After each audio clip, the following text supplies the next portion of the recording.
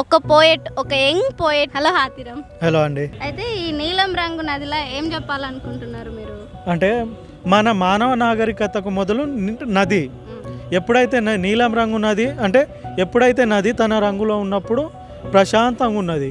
ప్రకృతే కావచ్చు, లేకపోతే మానవ సమాజమే కావచ్చు, ఎటువంటి హద్దులు లేకుండా, ఎటువంటి దోపిడీ లేకుండా, మనుషుల మధ్య గోడలు లేకుండా ఉండదు. కానీ ఎప్పుడైతే మనిషికి ఆశ పుట్టిందో, ఆ నది మీద, ఆ నది నీళ్ళ మీద ఆశ పుట్టిందో, ఆ నది చుట్టూన్న పరిసరాల మీద ఆశ పుట్టిందో, అప్పుడు ఏమైంది?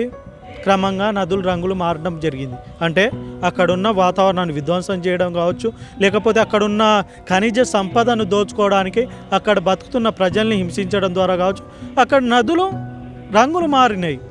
అంటే ఇక్కడ నదులు రంగులు మారడం అంటే మానవ హింస జరుగుతున్నట్టు, ప్రకృతి విధ్వంసం జరుగుతున్నట్టు.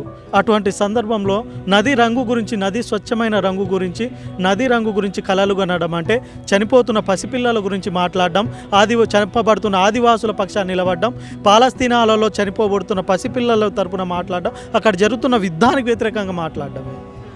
ఓకే, మీ నీలం రంగు నది ఎందుకు కొనాలి? ఇందులో ఇప్పటి వరకు నా లెక్కనే ఎంతోమంది యువ కవులు రాస్తున్నారు, నేను రాస్తున్న వాళ్ళతో పాటే రాస్తున్నా. కానీ ఇందులో నేనేం చెప్పాలనుకుంటున్నా దానికోసం చదవకండి. నేను ఇందులో నేను బాధితుల తరపున మాట్లాడుతున్నా.